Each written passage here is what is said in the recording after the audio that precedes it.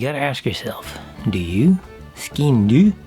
Alright, welcome back to Shop Today. A fun project, historically inspired, making a Sgian Dubh, a traditional Scottish small knife, black knife, dirk, whatever you want to call it.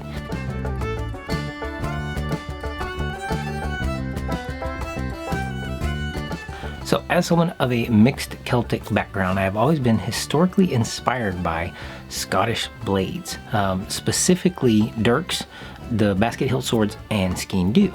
Now the Sgian Dubh is a little bit different of a knife to what historically you might think it really is. There's a lot of romanticism with the Scottish culture, and I absolutely love that aspect of it. But the Sgian Dubh itself is a kind of a misunderstood part of the overall Highland garb or dress from the 17th, 18th, 19th centuries. So let's break down a little bit of the history and design of what actually a Sgian Dubh is before we get into making one. The Sgian Dubh, what is it? Well, and I'm reading this on the Google Webs right now. This is the Wikipedia version. It's a small single-edged knife, Scottish Gaelic skean knife, worn as part of traditional Scottish Highland dress. Originally used for eating and preparing fruit, meat, and cutting bread and cheese, as well as serving other more general day-to-day use and cutting tasks. Sounds pretty simple. It is now worn as a part of traditional Scottish dress tucked into the top of the kilt hose, with only a portion of the hilt visible. The Sgian Dubh is normally worn on the dominant side.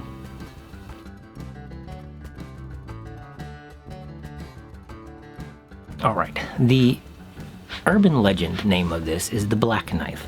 The Sgian Dubh, Sgian knife, Dubh, black, in Gaelic. Simple as it gets.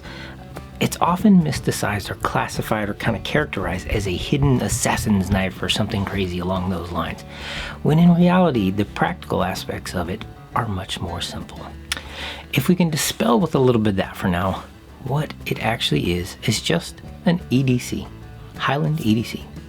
A Scottish everyday carry knife, something you would use for small tasks, preparing game, preparing your food, just something, a blade 3 inches or roundabouts, 2 to 4 inches, kind of historically.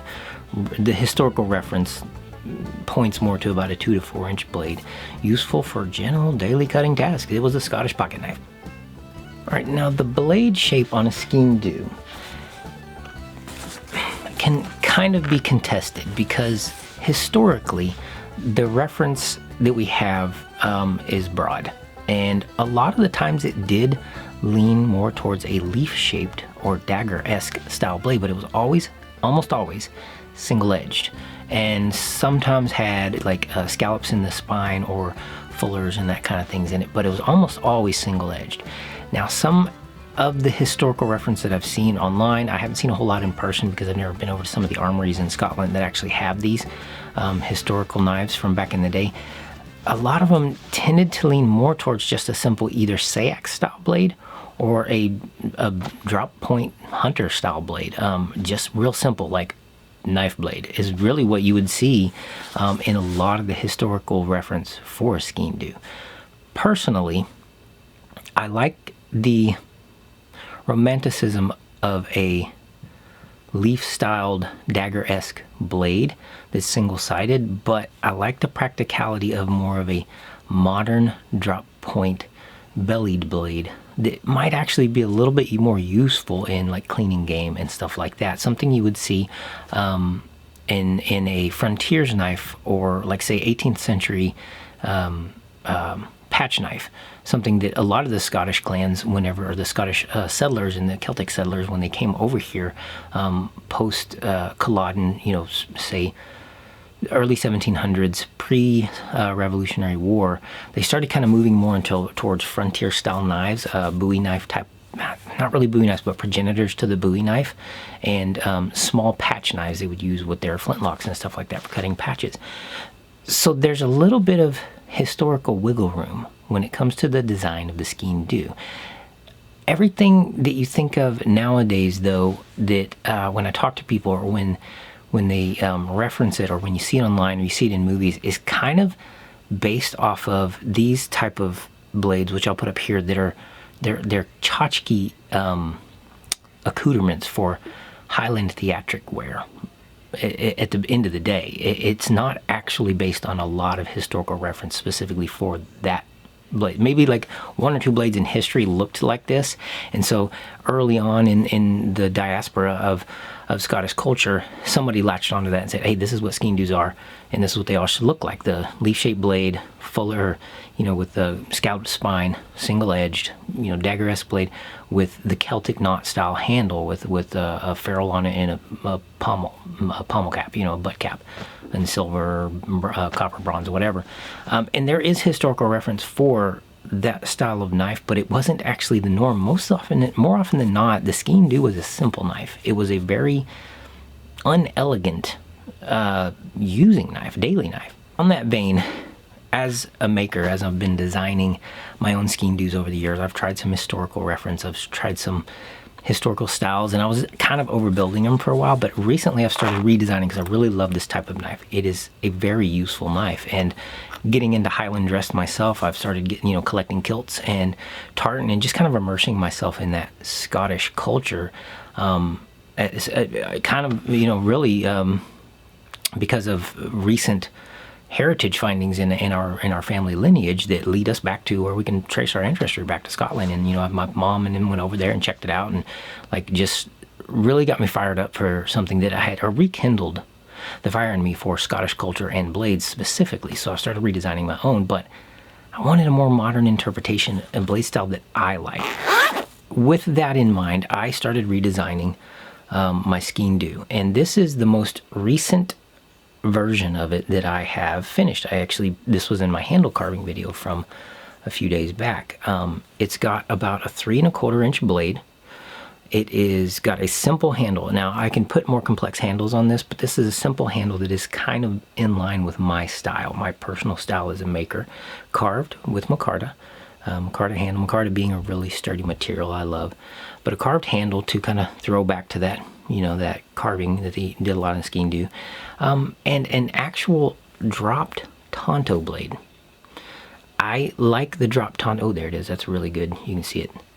I like the drop Tonto hollow ground blade for a useful blade that actually still has some of that romanticism about it, where a Sgian Dubh might be used as a self-defense knife, something you keep hidden on your person, in your folds of your great kilt or in your hose, and if you need to defend yourself with it, it still has a little jabbiness to it there. You can, get in there and get deep enough to poke something important and back an assailant off of you or something. But it's also a useful daily driver, something you could sit around the camp and whittle with, you could clean game with, you could prepare leather, you do all kinds of stuff with this thing. So this is my version. I'm going to go ahead and make another one of these because this was the prototype and I really loved how it turned out. So I'm going to go all in for making another one of these. Okay, before we get too far into making this, let's go down one more historical rabbit trail. The buy knife. It's called a buy knife. This, to me, in my opinion, is where a lot of the Sgian Dubh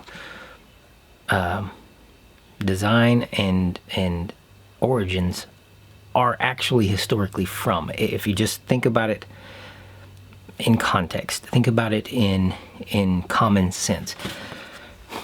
This is a dirk. This is a dirk I designed a few years ago, and I will be making this year, 2024. The dirk was kind of considered the primary sidearm of the Highlander. Small, self-defense, you can do a lot with a dirk. It was their working knife, so to speak, along with a sword. Maybe not, with the sword, some could, some couldn't afford it. If you look at the Highlanders historically, there was a lot of reference for these being like their primary carry. Basket hilt sword and a dirk was the daily drivers they used for combat, they used for warfare, they used for self-defense, they used for droving and stuff like that. So it was common, okay? So think big blade, you got your basket hilt sword. Think medium blade, self-defense, that kind of thing, you got your dirk. Well, the buy knife, this little guy right here, and I did actually find some really good historical reference for this. The buy knife was a small knife that could typically be, and has been seen, mounted into the sheath of a dirk. So this small buy knife is something mounted in the sheath of a dirk that was the small It's your bread and butter knife, man. That's what it is. It's your eating knife. This could be taken out of that sheath and stuffed into a sock if you were going to a place that, you know, you had to leave your dirk with the arms guard or something like that up front. Like if you're going to a fancy dress party, or you're going to, you know, and the British had some pretty strict rules for the Highlanders at different points throughout history as they were trying to kind of subdue them and beat them into submission, get them in line. They would outlaw, you know, they at different. We're not going to go down the history period lesson right now, but there was periods in Scottish culture where the wear of knives and swords and stuff was outlawed, or at least had to be really, really controlled. So the bowie knife is something you could be pulled out of your sheath of your dirk and tucked into a sock really quick and really easy, or the folds of your great kilt behind a belt somewhere, you know. So that to me makes the most sense to be the origins of what we now know as the modern Sgian Dubh. And if you look back historically, in just about every culture, this type of knife, a small, useful daily driver, was typical and common in just about every echelon of society everywhere. A lot of the times you only had one and you kept it on you all the time because you would use it for everything. The knife being the most historically relevant tool ever in man's history. I mean, Otzi the Iceman, he had a very small amount of things on him. One of them was a knife. Come on now, make it useful, make it simple, make it easy to make. So let's start working on the pattern. No more ado about this. We're just going to get into it. I've got to get on the grinder over here. My lights may be a little weird and wonky, but I'm going to get into making this Sgian Dubh, and I hope you join me for this. All right, phase one of this operation, I've got to finish my pattern. I have scribed my pattern onto this piece of white micarta that I had laying around, white G10 or something like that. I've got both the handle and the blade itself scribed on here. So I'm going to profile these out so that I actually have a solid base to start from for my Sgian Dubh.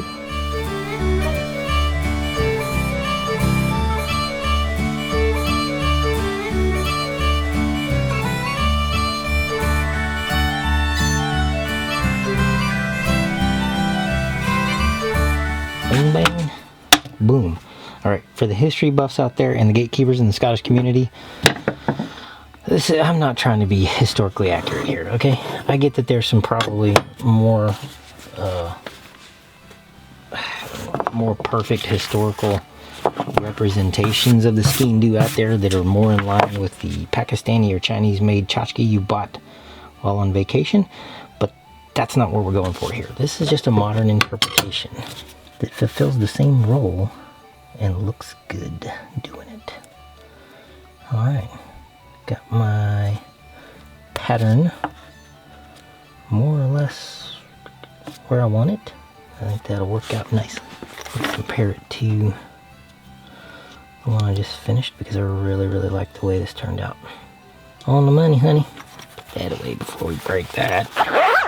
So for this bad boy, I am going to use some CPM 154. I think this piece will actually fit. Oh, look at that.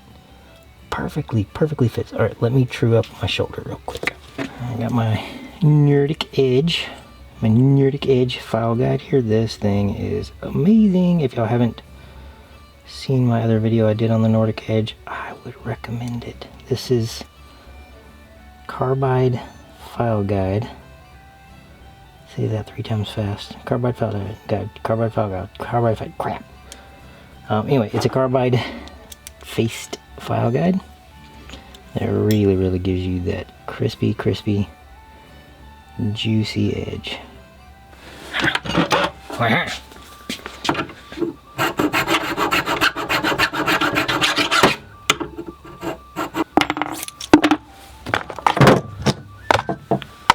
Dropsies.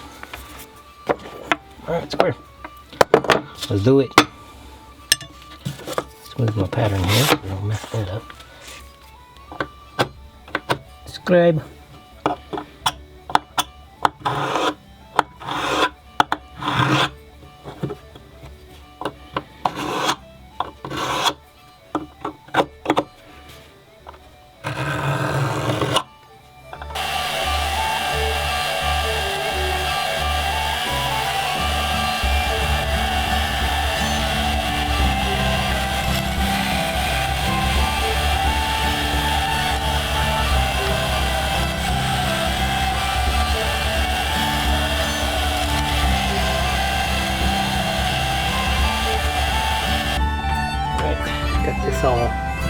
roughed out with the bandsaw. Now we grind. Profile this bad boy. Get it ready, bevel it, and get it ready for heat treatery.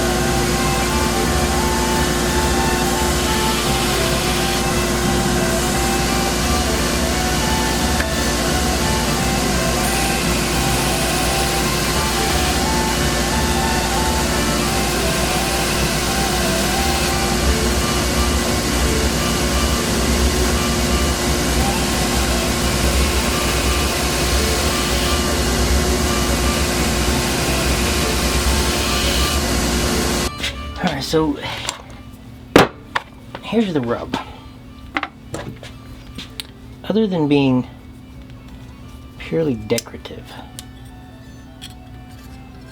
I don't know what and historically inspired, I don't know what actual purpose you would have for putting the scallops in the spine of Sgian Dubh, darks, and that kind of stuff.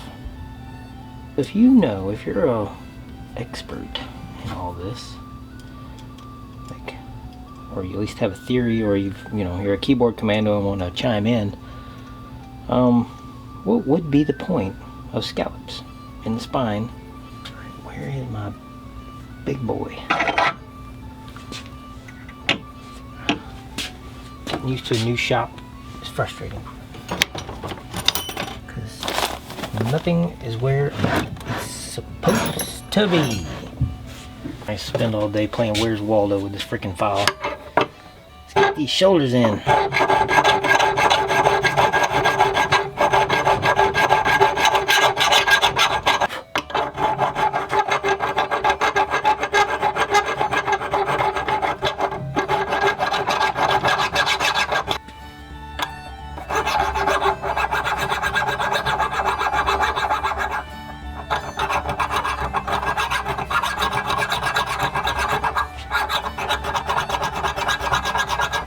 The shoulder in a little bit. Keep that sharp edge from creating a stress crack, or stress fracture, or stress point.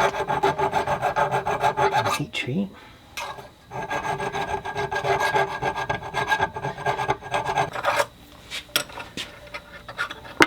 Make sure we deburr, knock the edges down.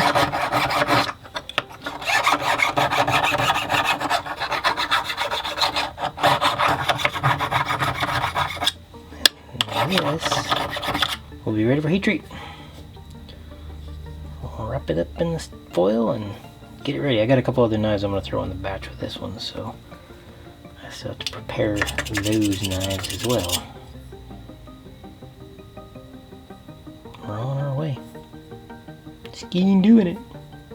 So I'm going to go ahead and end this video here in this part 1 of making a Sgian Dubh, because it's going to get a little lengthy since we did some of the history stuff at the beginning of the video, and going through the whole process in one video is a little bit tedious and can be kind of wearisome to watch the whole thing all at once. So I'm going to end it here. We have our blade profiled out, rough ground beveled, shoulders filed, and ready for heat treat. So the next video I'm going to put up, I'm actually going to cover the heat treating process for this particular type of steel, which is CPM 154. So I'm actually going to cover that in the next video for making the Sgian Dubh. It's a good opportunity, making an actual knife all the way through the process, to break down the individual steps in the process and give you a more thorough lesson in knife making versus just, hey, I made a Sgian Dubh and it's really cool and here, watch me do it. But you actually learn something along the way. So I'm going to break that down in the next. We're going to do the heat treating, we're going to do the finish grind and the finish on the knife. Most likely we'll get into gluing up the handle in the next video. That's my goal anyway. I'm pretty sure we can get that far in the next video. So the next part of this series. So I'm going to try to just do it in 2 parts and we'll see how it breaks down. But that's it. Thank you for joining me again. Don't forget to like, subscribe, share, tell all your knife making friends or ones that want to be one. CalebWhiteKnives.com, email. If you want to email me, if you want to get in touch with me, go to my website, CalebWhiteKnives.com. And you can find me on Instagram at CalebWhiteKnives. You can find me on the Twix, Twitter, X, whatever, at CWhiteKnives. No.com. Just CWhiteKnives. Yeah, that's it. Thank you for joining me again. I hope you have a Merry Christmas. Hogmanay is, when is Hogmanay? I'm going to have to look that up. Have a Merry Christmas, a blessed weekend or week to you and your family. Probably won't get around to the second video until after Christmas because I got family coming. So be blessed, be merry, and have a Merry Christmas again. And I'll say it again, Merry Christmas.